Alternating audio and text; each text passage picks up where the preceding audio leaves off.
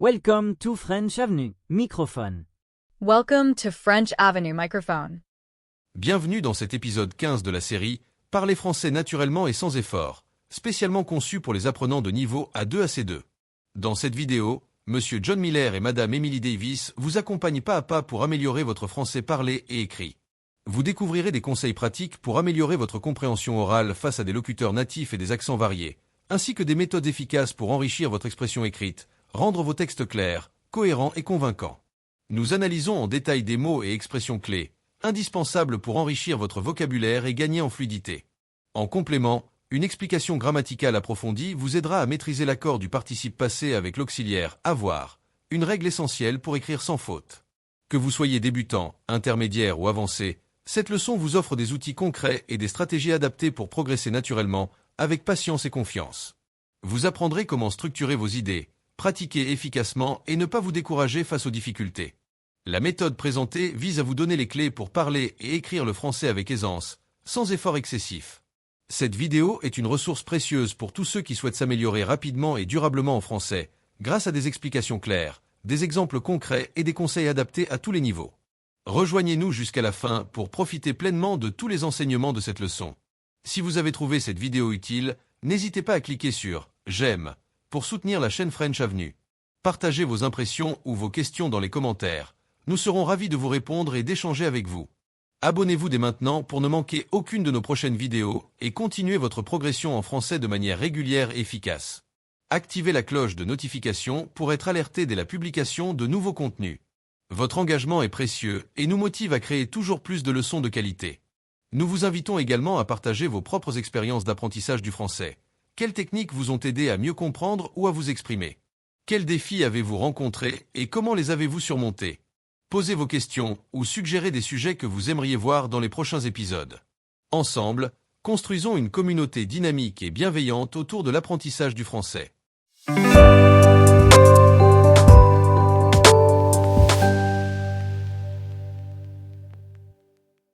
Bonjour à toutes et à tous, et bienvenue sur French Avenue. Je m'appelle John Miller, et aujourd'hui, avec ma collègue Emily Davis, nous allons vous accompagner dans une nouvelle leçon conçue spécialement pour vous aider à parler français naturellement et sans effort. Que vous soyez débutant ou avancé, notre objectif est de vous guider pas à pas vers une maîtrise fluide de la langue française. Bonjour à toutes et à tous. Je suis Emily Davis et je suis ravie d'être ici avec John pour cette 15e édition de notre série. Notre méthode est simple. À travers des échanges vivants et des questions-réponses, nous allons aborder des thèmes qui vous intéressent tout en enrichissant votre vocabulaire et votre compréhension grammaticale. Restez bien avec nous jusqu'à la fin, car chaque minute est pensée pour vous apporter un progrès concret. Exactement, Emily. Nous allons commencer par une série de questions posées par Emily, auxquelles je répondrai avec des explications détaillées. Vous allez ainsi découvrir non seulement des expressions utiles, mais aussi la manière dont on peut structurer ses idées en français selon différents niveaux. Alors, préparez-vous à pratiquer avec nous.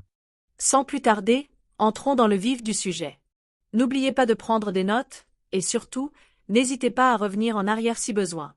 La répétition et la pratique régulière sont la clé pour parler français naturellement et avec confiance.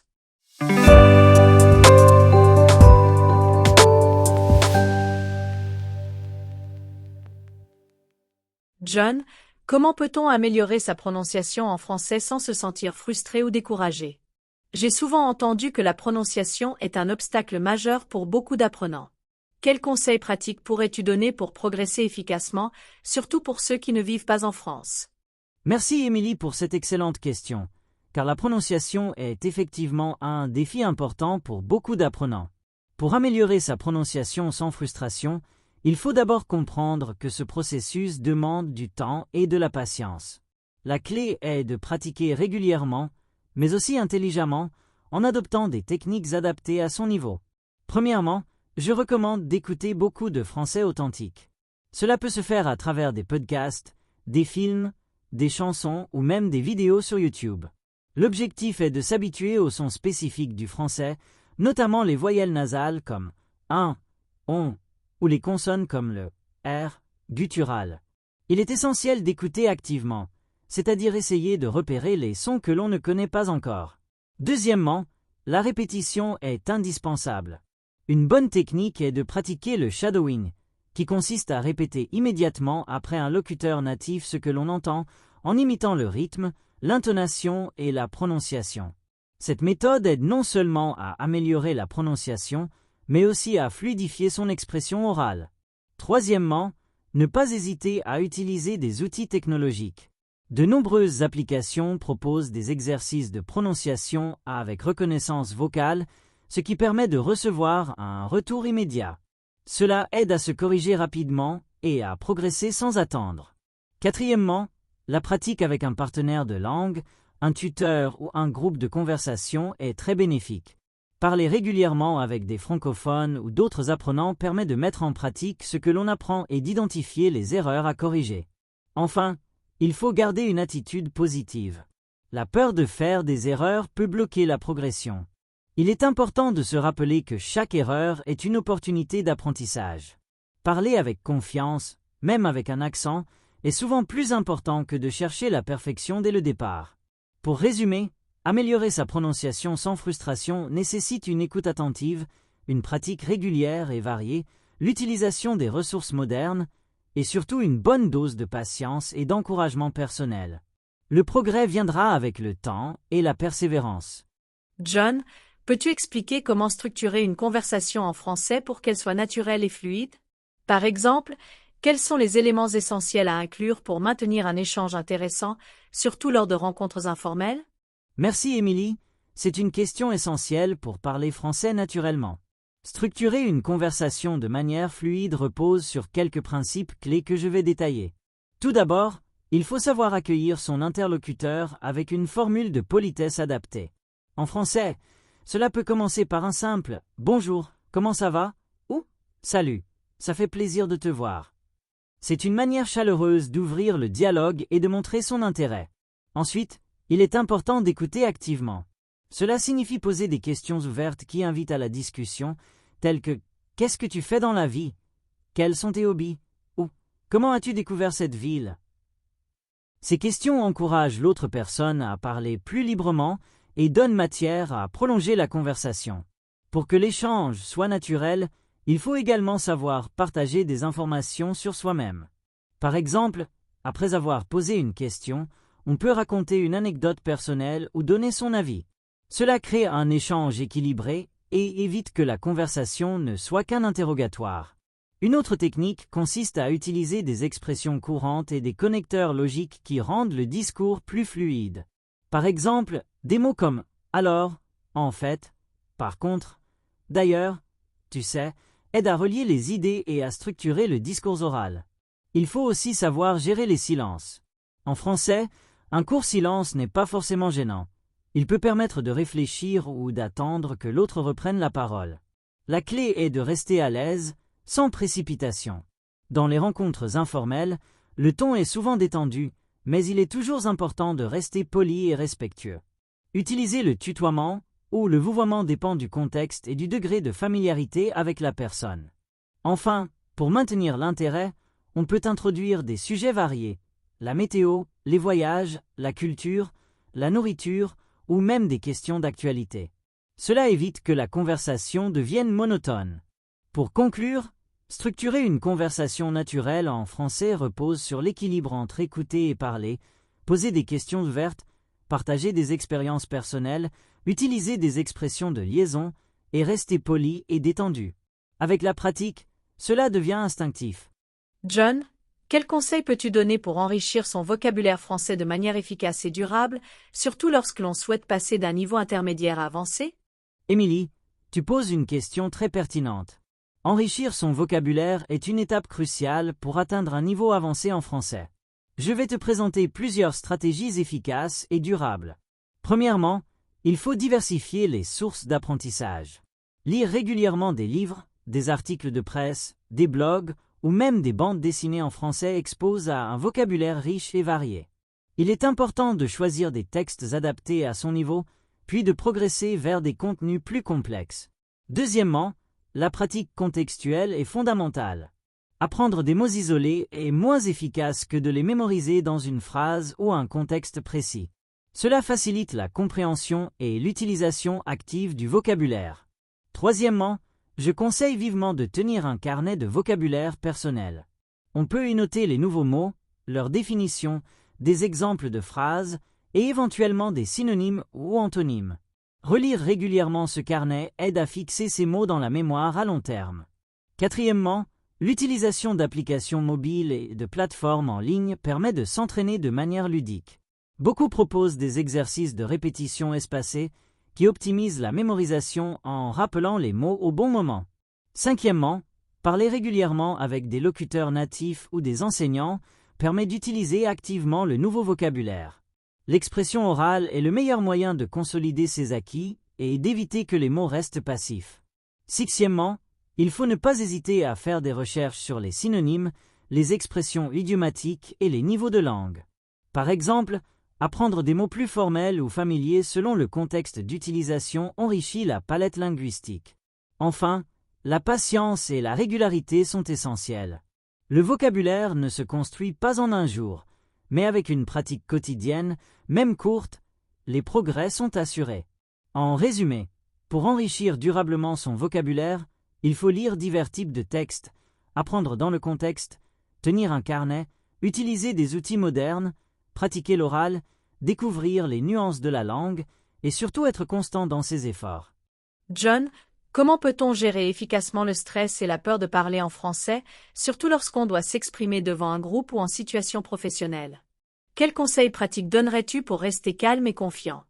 Merci Émilie, c'est une question qui touche beaucoup d'apprenants, car le stress et la peur de parler sont des obstacles très fréquents, notamment en contexte professionnel ou devant un public. Gérer ces émotions demande une approche à la fois mentale et pratique. Pour commencer, il est essentiel de comprendre que le stress est une réaction normale du corps face à une situation perçue comme difficile. Cela peut entraîner des symptômes comme le cœur qui bat vite, la bouche sèche ou un trou de mémoire. Accepter cette réalité permet déjà de ne pas se culpabiliser. Une première technique efficace est la préparation. Plus on connaît bien le sujet que l'on doit aborder, plus on se sent en confiance. Je conseille donc de préparer à l'avance les idées principales, les phrases clés, et même de répéter plusieurs fois ce que l'on souhaite dire à voix haute. Par exemple, préparer une courte introduction ou un plan simple aide à structurer son discours et à réduire le stress. Deuxièmement, il est très utile de pratiquer des exercices de respiration profonde avant de parler. Respirer lentement et profondément permet de diminuer la tension musculaire et de calmer le rythme cardiaque. Cette technique, simple mais puissante, peut être utilisée juste avant de prendre la parole ou même pendant un moment d'hésitation. Troisièmement, il faut changer sa perception de l'erreur. En français, comme dans toute langue, faire des erreurs est normal et attendu. Plutôt que de se focaliser sur la peur d'échouer, il faut voir chaque prise de parole comme une opportunité d'apprendre et de progresser. Cette attitude mentale positive contribue à réduire la peur. Quatrièmement, commencer par des situations moins stressantes peut aider à gagner en confiance. Par exemple, parler devant un petit groupe d'amis, puis progressivement augmenter la taille de l'audience. De même, utiliser des groupes de conversation ou des ateliers de langue dans un cadre bienveillant permet de pratiquer en toute sécurité. Cinquièmement, la visualisation mentale est une méthode efficace. Cela consiste à s'imaginer en train de parler calmement, avec succès, devant un public. Cette technique de préparation mentale aide à renforcer la confiance et à diminuer l'anxiété. Enfin, il ne faut pas hésiter à demander du feedback constructif à des personnes de confiance. Savoir ce qui fonctionne bien dans son discours et ce qui peut être amélioré permet de progresser de façon ciblée. En résumé, pour gérer le stress et la peur de parler en français, il faut bien se préparer, pratiquer la respiration, adopter une attitude positive face aux erreurs, commencer petit, utiliser la visualisation et chercher un feedback utile. Avec le temps et l'expérience, cette peur diminue et la confiance grandit naturellement. John, quels sont les pièges grammaticaux les plus courants à éviter pour parler un français clair et correct, notamment à partir du niveau intermédiaire? Peux-tu expliquer comment les éviter ou les corriger facilement? Merci Émilie. Cette question touche un aspect fondamental de la maîtrise du français, la grammaire. À partir du niveau intermédiaire, il est crucial de se concentrer sur certains pièges récurrents qui peuvent nuire à la clarté et à la précision de la langue. Je vais aborder les principaux en expliquant comment les éviter ou les corriger. Le premier piège concerne l'accord des temps, notamment le passé composé et l'imparfait. Beaucoup d'apprenants ont tendance à confondre ces deux temps, ce qui peut rendre un récit difficile à suivre. Le passé composé sert à raconter des actions ponctuelles et terminées, tandis que l'imparfait décrit des actions habituelles ou des circonstances. Pour éviter cette erreur, il faut apprendre à identifier le contexte et se poser la question: est-ce une action ponctuelle ou une description? Le deuxième piège classique est l'accord du participe passé, surtout avec l'auxiliaire « avoir ». Par exemple, on écrit « les lettres que j'ai écrites » avec un « a » écrite, car le complément d'objet direct, les lettres, précède le verbe. Ce point peut sembler complexe, mais il est important de pratiquer avec des exercices ciblés pour intégrer cette règle. Troisièmement, la confusion entre les pronoms relatifs « qui »,« que »,« dont » est fréquente. Savoir quand utiliser chaque pronom est essentiel pour construire des phrases correctes et fluides. Qui remplace le sujet, que remplace le complément d'objet direct et dont exprime une relation de possession ou une relation introduite par de. Une bonne pratique est de repérer la fonction du mot remplacé dans la phrase. Quatrièmement, les erreurs dans l'utilisation des prépositions comme à, de, en sont très courantes. Par exemple, on dit « je pense à toi », mais « je parle de mon travail ». Il faut apprendre les verbes avec leurs prépositions spécifiques, ce qui se fait souvent par l'exposition régulière et la mémorisation. Cinquièmement, la négation peut aussi poser problème. Certains oublient la deuxième partie de la négation. Par exemple, « je ne sais pas » devient parfois « je sais pas », ce qui est courant à l'oral mais à éviter dans un français soigné. Il faut aussi faire attention aux négations plus complexes, comme « ne jamais »,« ne plus » ou « ne personne ». Enfin, un dernier piège concerne l'ordre des mots dans la phrase. En français, la structure sujet-verbe-complément est rigoureuse. Parfois, l'ordre peut changer pour des raisons stylistiques, mais il faut maîtriser les bases avant d'expérimenter. Une phrase mal construite peut rendre le message confus. Pour éviter ces pièges, je recommande de pratiquer régulièrement avec des exercices ciblés, de lire beaucoup de textes bien écrits et de demander des corrections lors des échanges oraux ou écrits. La relecture attentive et la prise de notes sur ces erreurs fréquentes sont aussi très efficaces. En résumé, les principaux pièges grammaticaux à éviter sont l'accord des temps, l'accord du participe passé, l'utilisation correcte des pronoms relatifs, les prépositions, la négation et l'ordre des mots. Avec une pratique régulière et attentive, ces difficultés deviennent progressivement plus faciles à surmonter. John, quelles sont les meilleures techniques pour améliorer sa compréhension orale en français, notamment lorsqu'on écoute des locuteurs natifs qui parlent rapidement ou avec des accents différents? Comment ne pas se décourager et progresser efficacement? Merci Émilie. La compréhension orale est souvent perçue comme l'une des compétences les plus difficiles à acquérir en français, surtout face à la rapidité de la parole et à la diversité des accents. Pourtant, avec de bonnes méthodes, il est tout à fait possible de progresser sans se décourager. Pour commencer, je conseille de s'exposer régulièrement à la langue, même si au début tout n'est pas compréhensible. Cela permet au cerveau de s'habituer au son, au rythme et aux intonations du français. On peut choisir des supports variés, podcasts, vidéos YouTube, films, séries, émissions de radio ou conversations réelles. Une technique très efficace est la répétition active. Cela signifie écouter plusieurs fois un même extrait pour en saisir progressivement le sens. La première écoute peut être globale, juste pour avoir une idée générale. Puis lors des écoutes suivantes, on peut se concentrer sur les détails, le vocabulaire ou les expressions utilisées. Il est aussi utile de combiner écoute et lecture. Par exemple, écouter un podcast ou une vidéo avec les sous-titres en français permet de faire le lien entre les sons et les mots écrits. Ensuite, on peut réécouter sans sous-titres pour vérifier la compréhension.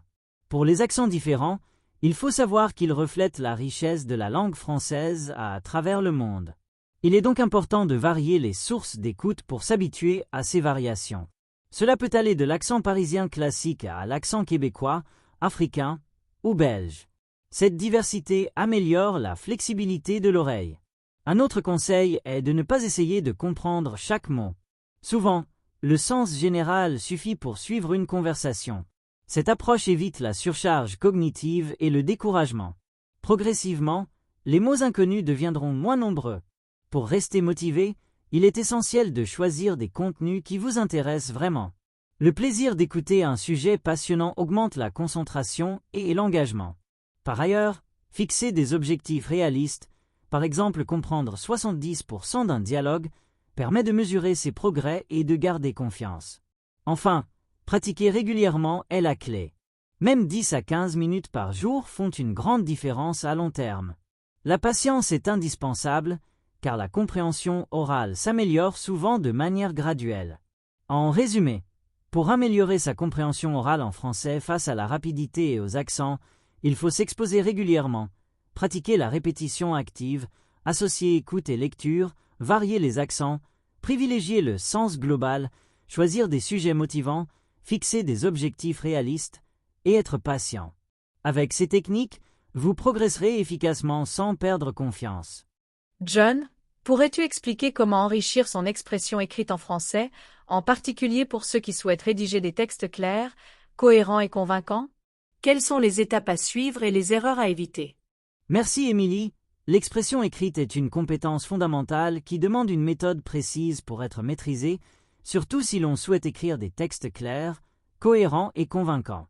La première étape consiste à bien comprendre le but du texte. Est-ce un email formel, un essai argumentatif, une lettre personnelle ou un résumé? Cette compréhension oriente le style, le ton et la structure. Ensuite, il faut organiser ses idées avant de commencer à écrire. Un plan simple, avec une introduction, un développement en plusieurs parties et une conclusion, aide à structurer le texte et à éviter les digressions. Pour chaque partie, il est conseillé de noter les idées principales et les exemples ou arguments qui les soutiennent. Lors de la rédaction, il faut privilégier des phrases courtes et claires. Le français aime la précision et l'ordre, donc éviter les phrases trop longues ou compliquées réduit le risque d'erreur et facilite la lecture. Utilisez des connecteurs logiques comme « donc »,« cependant », « par conséquent », « en effet » rend le texte fluide et cohérent. Un autre point important est le choix du vocabulaire. Utiliser des mots précis et adaptés au contexte renforce l'efficacité du message. Éviter les répétitions en variant les mots est aussi conseillé, tout en restant simple pour ne pas perdre le lecteur. Après la rédaction, la relecture est indispensable. Il faut vérifier la grammaire, l'orthographe, la ponctuation, mais aussi la cohérence des idées et la clarté des phrases. Parfois, il est utile de lire le texte à voix haute pour repérer les maladresses ou les passages confus. Il est également conseillé de faire relire son texte par une autre personne, surtout un locuteur natif ou un professeur, qui pourra donner un avis objectif et suggérer des améliorations. Enfin, pour progresser durablement en expression écrite, la pratique régulière est indispensable. Tenir un journal, écrire des résumés de lecture ou de vidéos, participer à des forums ou écrire des emails en français sont autant d'exercices bénéfiques. Quant aux erreurs à éviter, il faut faire attention aux fautes d'accord, à la conjugaison, aux faux amis, mots qui ressemblent à ceux de votre langue mais ont un sens différent, et à la syntaxe. Un texte mal organisé ou trop complexe perdra son impact. Pour résumer, enrichir son expression écrite en français demande de définir clairement le but du texte, organiser ses idées avec un plan, rédiger des phrases claires et cohérentes, choisir un vocabulaire précis, relire attentivement, demander un retour extérieur et pratiquer régulièrement. Cette méthode garantit une progression solide et une écriture convaincante.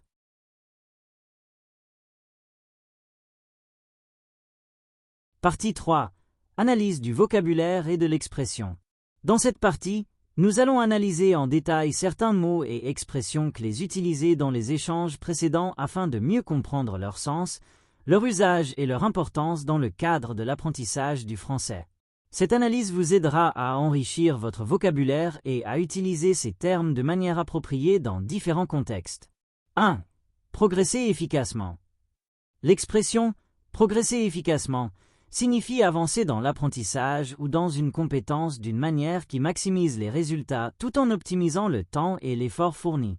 Le mot « efficacement » insiste sur la qualité et l'efficacité de la progression. Par exemple, au lieu d'étudier des heures sans méthode, on choisira des techniques d'apprentissage actives comme la répétition espacée ou la pratique régulière. Une phrase concrète pourrait être « Pour progresser efficacement en français, il est important de pratiquer tous les jours, même pendant quelques minutes seulement. »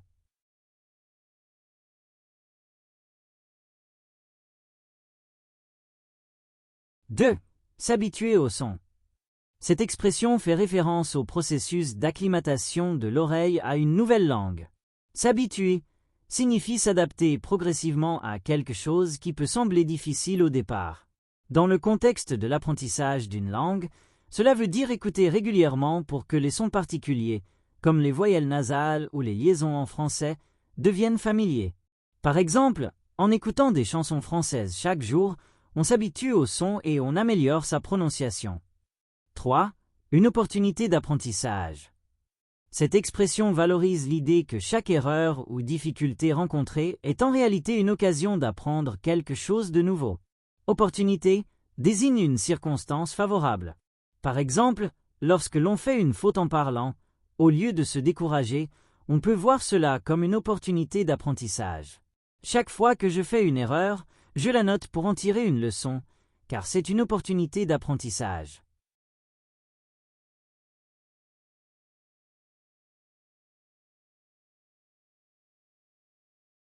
« 4.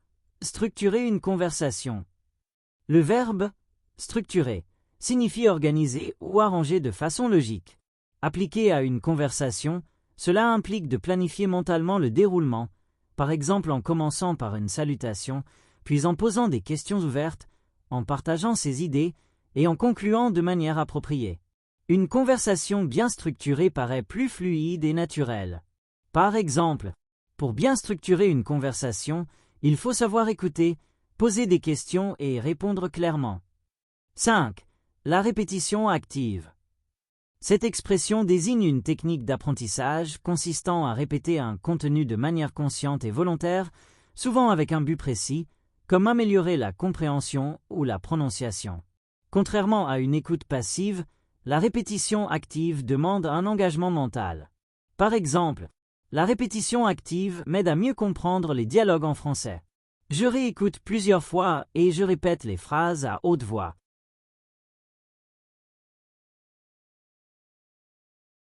6.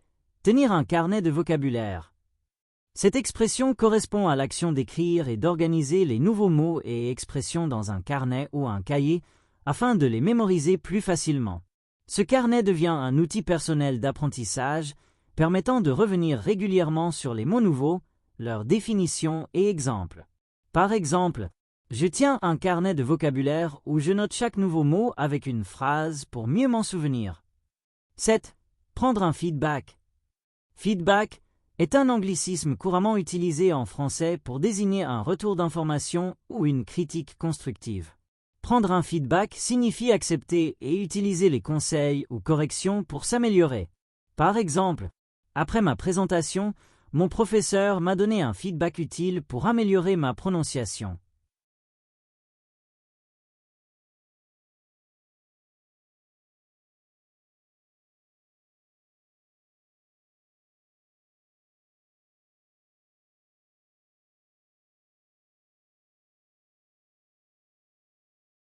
Cette analyse montre combien il est important non seulement de comprendre le sens des mots et expressions, mais aussi de savoir les utiliser dans des contextes concrets. Leur maîtrise contribue à une communication plus naturelle, précise et fluide en français. N'hésitez pas à intégrer ces expressions dans vos conversations et écrits pour enrichir votre langue au quotidien.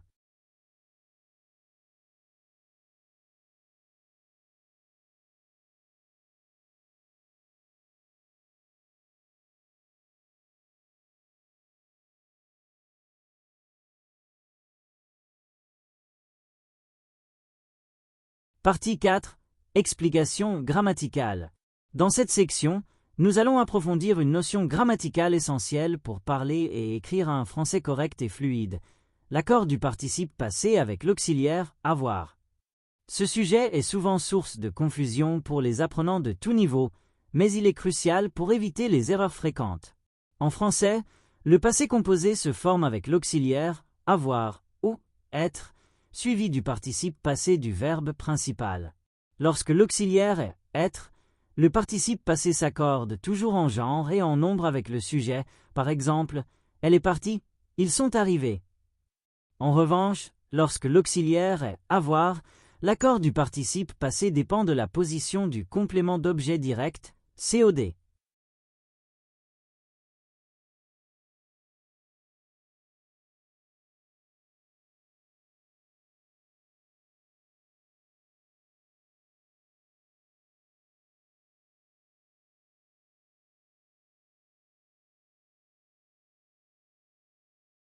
Voici la règle principale à retenir.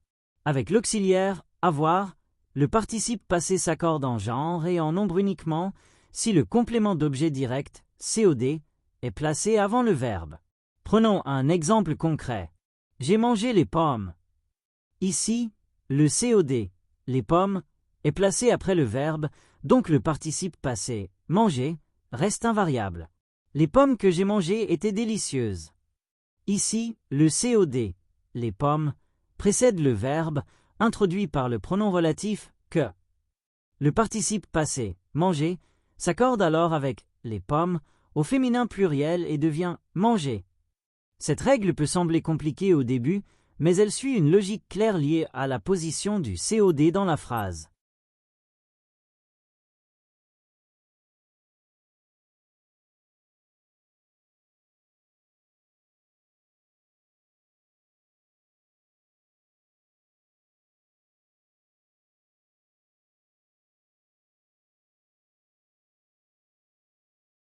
Autre exemple. Il a vu les films. Pas d'accord, car le COD suit le verbe. Les films qu'il a vus étaient intéressants. Accord avec film, placé avant le verbe. Il est aussi important de noter que si le verbe n'a pas de COD, le participe passé reste invariable avec avoir. Par exemple, j'ai couru ce matin. Pas de COD, donc pas d'accord. Pour pratiquer cette règle, il est conseillé de repérer dans la phrase si le COD existe, où il se trouve, et si le participe passé doit s'accorder ou non. La maîtrise de cette règle permet d'éviter des fautes très courantes à l'écrit et de rendre votre français plus soigné. En résumé, souvenez-vous, avec être, accord toujours avec le sujet. Avec avoir, accord uniquement si le COD est avant le verbe. Cette distinction est fondamentale pour écrire et parler un français correct. N'hésitez pas à faire des exercices spécifiques pour vous entraîner à repérer le COD et appliquer cette règle.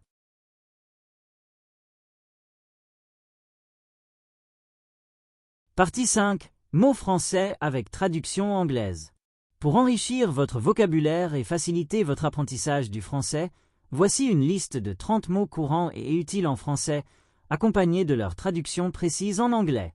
Ces mots sont choisis pour leur fréquence d'usage et leur pertinence dans diverses situations de communication. Comprendre et mémoriser ces termes vous aidera à mieux vous exprimer et à comprendre les échanges en français.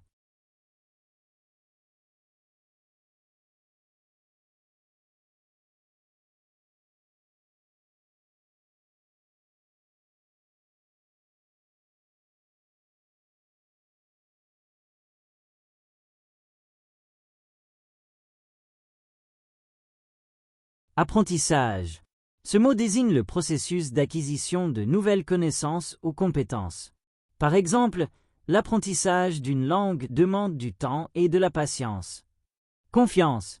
La confiance est la croyance en ses capacités ou en quelque chose. On peut dire « il faut avoir confiance en soi pour parler une langue étrangère ». Compréhension. La compréhension fait référence à la capacité de saisir le sens d'un message. Par exemple, la compréhension orale est essentielle pour communiquer efficacement. Exercice. Un exercice est une activité pratiquée pour améliorer une compétence. Par exemple, les exercices de grammaire permettent de mieux maîtriser la langue. Erreur. Une erreur est une faute ou un défaut commis. Faire des erreurs fait partie du processus d'apprentissage.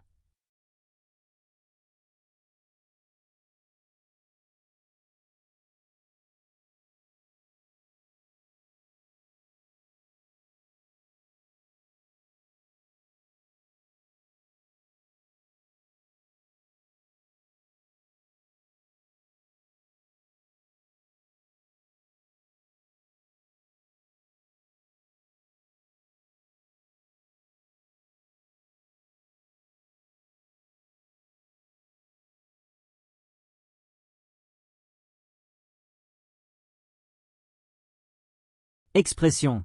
Ce terme désigne la manière de communiquer ses idées, que ce soit à l'oral ou à l'écrit. Par exemple, l'expression écrite demande de la pratique régulière. Motivation. La motivation est la force qui pousse à agir ou à continuer un effort. La motivation est indispensable pour progresser rapidement. Objectif. Un objectif est ce que l'on souhaite atteindre. Par exemple, mon objectif est de parler français couramment d'ici 1 an. Prononciation. La prononciation est la façon dont on articule les sons d'une langue. Une bonne prononciation facilite la compréhension. Progression. Ce mot désigne l'avancement ou l'amélioration dans un domaine. Par exemple, la progression en français demande de la régularité.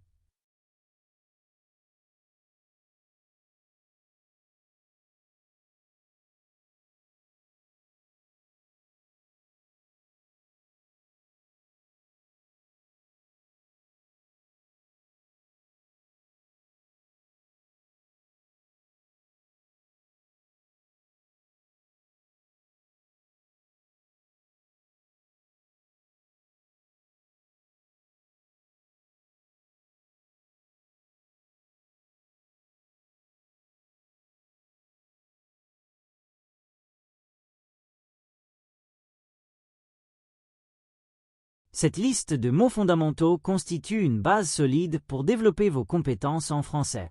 En les intégrant progressivement dans vos conversations, vos écrits et vos exercices, vous améliorerez non seulement votre compréhension, mais aussi votre capacité à vous exprimer avec clarté et précision. N'hésitez pas à créer des phrases avec ces mots pour mieux les mémoriser et les utiliser naturellement.